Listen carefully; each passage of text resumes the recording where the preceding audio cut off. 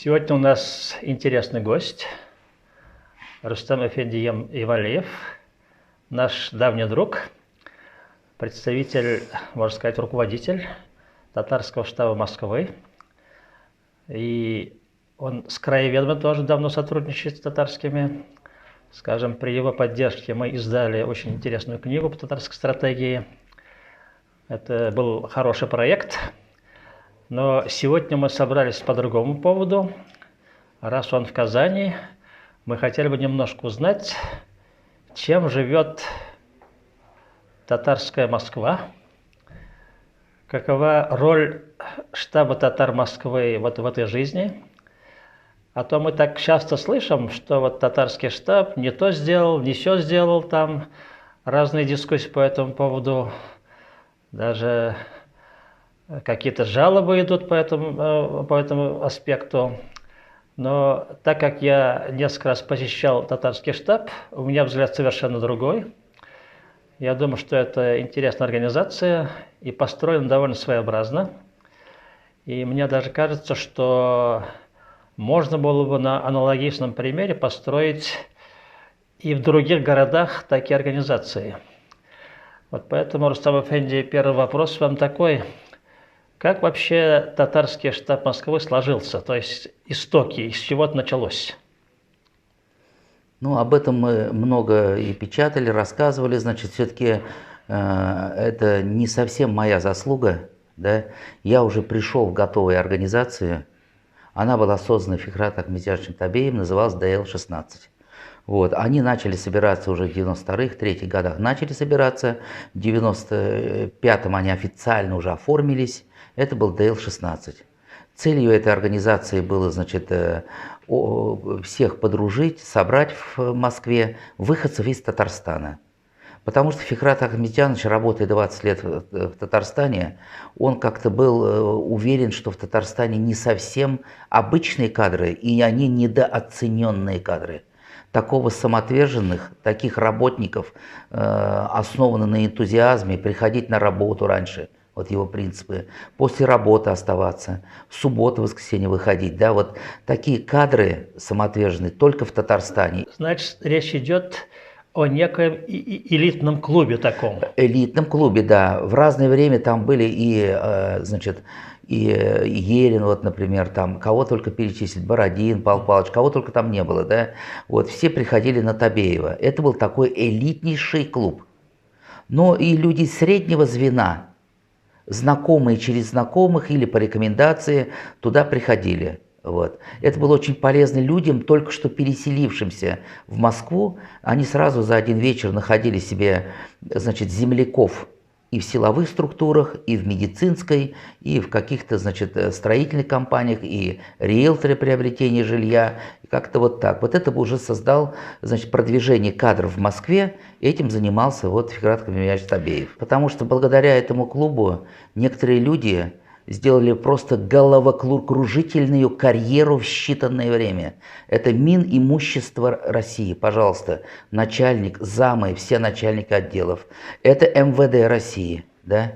Это, значит, прокуратура России, да, тогда. Это, значит, какие-то жилинспекции. В Москве же очень много структур, да, в нефтяных компаниях. Вот это, конечно, было очень полезно для всех, очень полезно. Вот. И уже мы примкнули к этому клубу в 1997 году, и там организовали национальное движение, национальное крыло молодежи, которое как-то вот получилось, назвали штаб татар. Вы туда переехали в Москву из Нижнекамска ведь? Из Нижнекамска, в каком году да, переехали? в 97-м. В 97-м. Да. Ага. И вы там появились, и в этот круг вошли, и потом уже начали там определенно свои действия, так?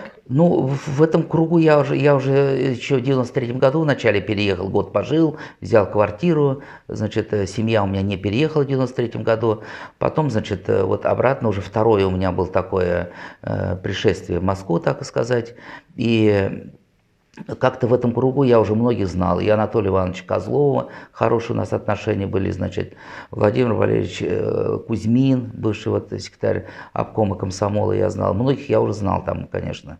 Вот, значит, поэтому как-то вот второй раз уже мы начали там общаться, да, это вот там, значит, организовали вот это вот молодежное отделение, которое занималось уже идеологией, потому что я долгие годы, значит, вместе работали мы с Азат Шаймовичем Зиединовым, да, и вот это вот вечерами, днем мы с ним подолгу всегда разговаривали вот на эту национальную тему.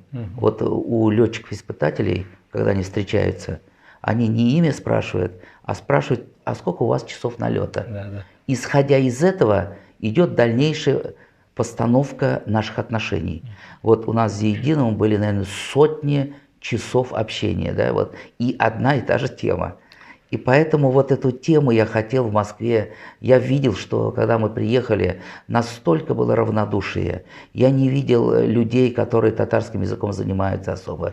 И поэтому как-то вот это побудило, вот это и название, которое до сих пор у нас является штаб, конечно.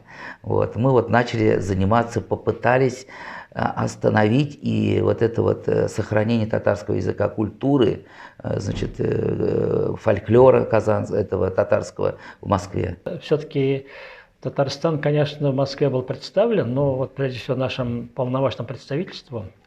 Вот в эти 90-е годы у вас какие-то отношения были с полномочным представительством или вы самостоятельно работали? Мы общались, они приходили всегда на ДЛ-16 на Табеева. Общение, конечно, было. Вот, общение было, значит, по-своему, ведь нагрузка на полномочное представительство в те годы, в начале, значит, получается, 2000-х, легла по составлению договора, да, по выстраиванию отношений Татарстана значит, с Москвой. И даже вот в этих сложнейших вопросах на уровне, значит, России, да, эти вопросы, конечно, многие консультировались, решались и направлялись в нужное русло, это, конечно, в ДЛ-16. А вот я слышал, что у вас был кризисный период после смерти Фикрата Табеева, как бы татарский штаб некоторое время перестал фактически функционировать. Так было, нет? Ну, значит, мы были в растерянности. Мы искали нового Фикрата Ахметзяновича. Мы бы клонировали его, да, но мы хотели найти. Мы пробно многих людей приглашали. И как-то был немножечко такой, во-первых, моральный вакуум.